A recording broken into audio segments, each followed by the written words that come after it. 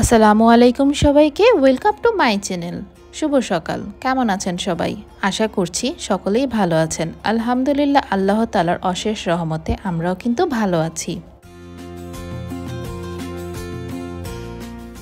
আজ ২৮শে নভেম্বর এবং ১৩ই অগ্রহায়ণ।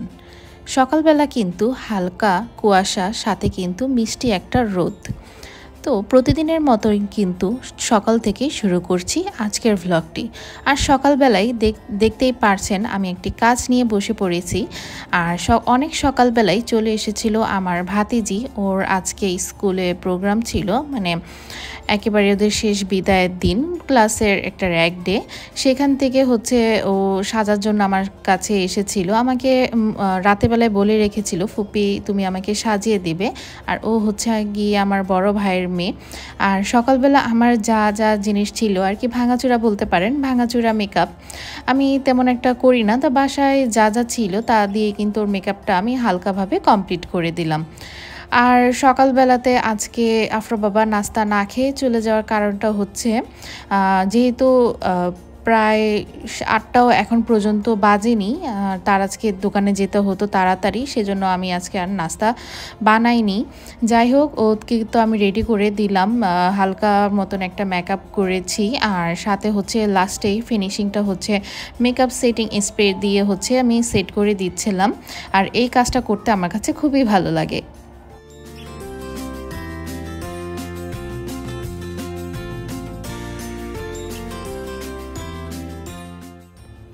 আর এইটা হচ্ছে ওর ফাইনাল লুক। অনেকে বলতে পারেন যে এইভাবে করে সেজে যাওয়ার মানেটা কি। আসলে ও ক্লাস 7-এ পড়ে, আর সবারই একটা অনুভূতি থাকে যে আমি আমার লাস্টের ক্লাসে এইভাবে করে সেজে যাব। তাই এইভাবে করে আমি সাজিয়ে দিলাম যেভাবে করে পেরেছি। তারপর ওকে মাশাআল্লাহ খুবই সুন্দর লাগছিল।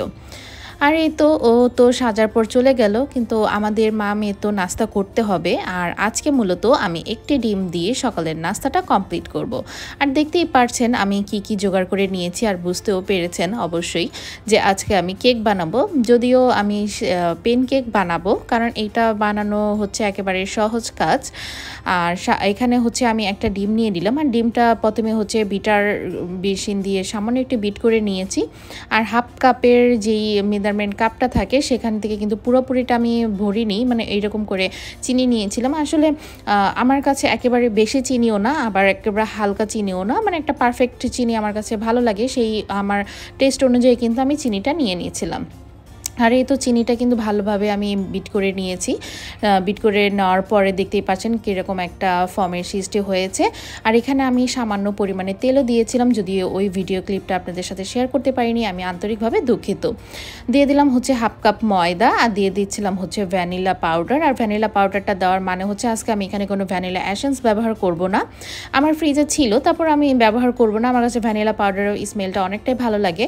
দিয়ে দিচ্ছিলাম হচ্ছে হাফ কাপের থেকেও, মানে সরি, হাফ টেবিল চামচের থেকেও কম হচ্ছে বেকিং পাউডার। এখানে আমি সোডা ব্যবহার করব না। দিয়ে দিচ্ছিলাম হচ্ছে গুঁড়া দুধ, আর প্লাস হচ্ছে এখানে আরও দিয়ে দিচ্ছিলাম কোকো পাউডার।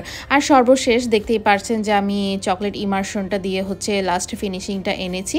আর এরকম করে একটা থিকনেস হয়েছিল, আর এটা দিয়ে মূলত আজকের মানে আমি পেন কেকটা তৈরি করব। পেন কেকের জন্য যে বেটারটা আমি তৈরি করে নিয়েছি সেটা তো আমি সাইডে রেখে দিয়েছি। এখন চুলাতে হচ্ছে একটা কড়াই বসিয়ে দিয়েছি, সামান্য তেলও ব্রাশ করে নিলাম। আর এখানে ছোট ছোট করে আমি এখন পেন কেকের জন্য অল্প করে বেটার ঢেলে তারপর এই পিঠ ওই পিঠ করে কিন্তু ভেজে নেব। পেন কেকটা যখন চুলাতে দিবেন তখন কিন্তু একেবারে অল্প আঁচে রাখতে হবে, নয়তো বা নিচের দিকটা পুড়ে যাওয়ার সম্ভাবনা থাকে। আর দেখতেই পারছেন আমার পেন কেকগুলো কত সুন্দর পারফেক্ট হয়েছে। সকালে উঠে যখন আমার মেয়ে দেখছিল পেন কেক বানানো হয়েছে, ও তো মাশাআল্লাহ এতটা খুশি হয়েছিল যে আম্মু পেন কেক বানিয়েছো।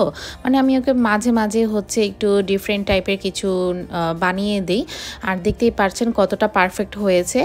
আর এই তো একটা 3 কোনা শেপের আপনারা কেক দেখতে পারছেন, এটা মূলত গলি ছিল, আমি সাইড দিয়ে খেয়ে ফেলেছিলাম, কারণ এটা উঠাতে যে হচ্ছে ভেঙে গিয়েছিল, এটা একটু পাতলা পরিমাণে দিয়েছিলাম।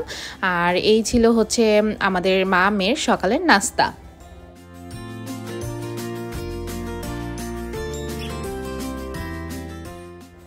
আজকে সকালবেলাতেই আমার ঘরে হচ্ছে হেল্পিং হ্যান্ড চলে এসেছিল আর সে তো তার কাজ করে চলেই গিয়েছে।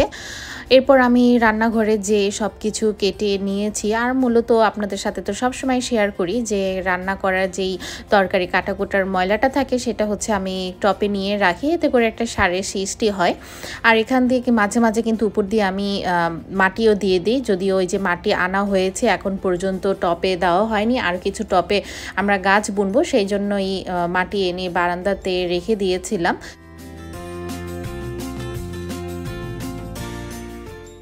প্রতিদিনের মতন চলিত এসে পড়লাম রান্নাঘরে। আর রান্নাঘরে এসেই আমি হচ্ছে আজকে কাতলা মাছ যেহেতু রান্না করব, কাতলা মাছটাকে আমি ভালো করে মশলা মাখিয়ে নিয়েছিলাম। আর সকালবেলাতে কিন্তু এটাকে আমি লবণ মাখিয়ে তারপর ধুয়ে নিয়েছি। আর একটা কড়াইতে আমি তেলও বসিয়ে দিয়েছি। আর মাঝে মাঝে যেটা আমি করি সেটা না বললেই নয়, সেটা হচ্ছে আমি যখনই রান্না করতে যাই না কেন আমার মনে হয় যে আমি 7 থেকে 8 বার হাত ধুই, আর হাত ধুই আর মুছি, এটাই হচ্ছে আমার কাজ। আর মাছগুলো কিন্তু ভাজার জন্য আমি কড়াইতেও দিয়ে দিলাম, দেখতেই পারছেন। মানে একটু যখন গরম হয়ে গিয়েছিল তেলটা তখনই কিন্তু আমি মাছগুলো ছেড়ে দিয়েছিলাম। আর এখন হচ্ছে এক এক করে মাছগুলো আমি তুলে নিচ্ছি।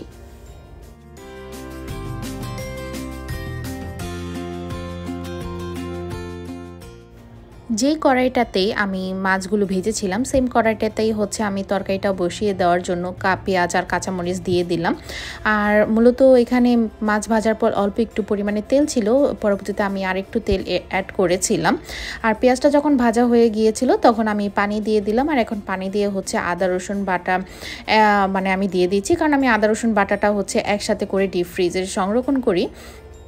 এরপর হচ্ছে আমি মশলা দিয়ে দিলাম। আর এখানে হচ্ছে হলুদ গুঁড়া, মরিচ গুঁড়া আর হচ্ছে ধনিয়া গুঁড়া আছে, আমি একসাথে করে রাখি কারণ আমার এতে করে দিতে হচ্ছে ভালো হয়, সুবিধা হয়।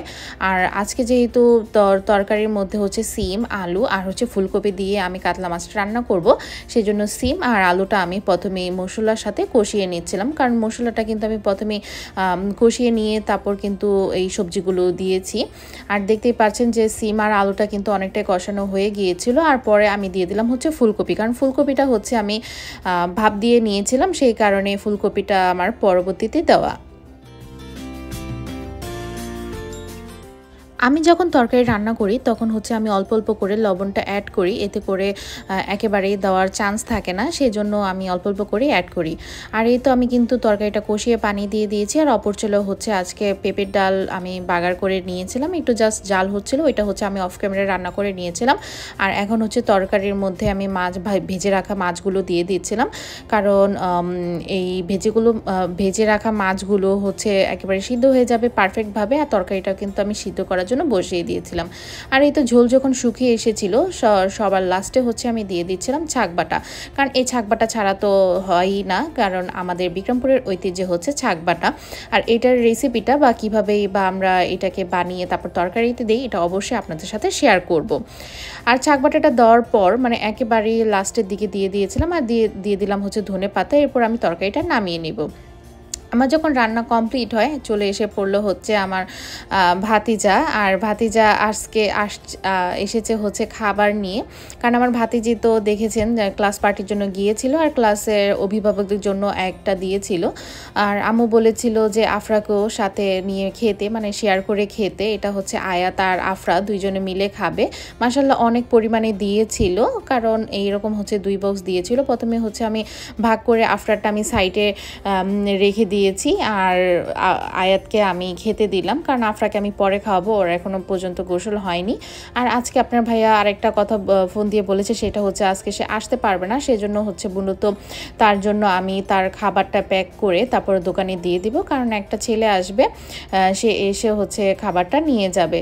আর আমি প্রথমে ভুলে গিয়েছিলাম ওটা হচ্ছে আমার ডালের বাটি ছিল, মানে তরকারি যেহেতু একটু বেশি পরিমাণে দিতে হয়, কারণ দোকানে আরও মানুষ থাকে তাদের দিয়েও খেতে হয়, সেজন্য ছোট বাটির মধ্যে আমি প্রথমে তরকারিটা বেড়ে নিয়েছিলাম, ওইটা আমি ডাল বাড়ার জন্য মূলত এনেছিলাম।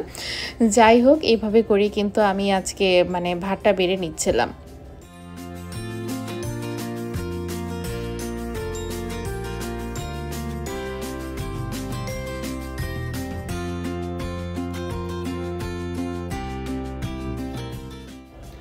আর আর এই তো আফরাকেও আমি খাওয়াতে বসেও পড়লাম, কারণ আফরা খাওয়ার পরে হচ্ছে আমি খেয়ে নিব।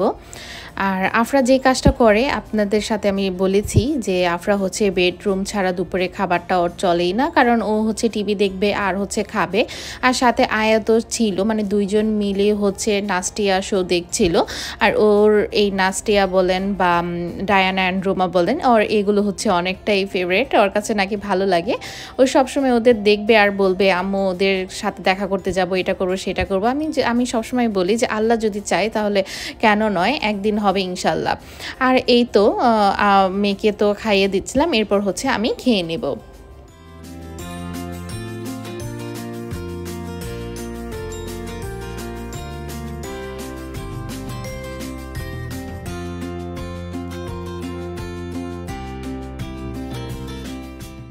দুপুরে খাওয়া দাওয়ার পরে আমি একটু ঘুমিয়েছিলাম। আজকে অনেক দিন পর একটু রেস্ট নেওয়া হয়েছে, কারণ আজকে বিকালে হচ্ছে স্টুডেন্টের পড়া ছিল না। আর যেই কাজটা না করলেই নয় সেটা হচ্ছে আমার গাছে পানি দেওয়া।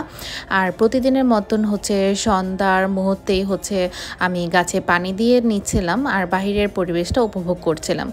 তো আজকের ভিডিওটা আপনাদের কেমন লেগে থাকলো তো অবশ্যই আমাকে কমেন্ট করতে ভুলবেন না। আর ভিডিওতে একটি লাইক দিয়ে চ্যানেলটির পাশেই থাকবেন। এই পর্যন্ত সকলেই ভালো থাকবেন, আমাদের জন্য দোয়া করবেন। আল্লাহ হাফেজ, আসসালামু আলাইকুম সবাইকে।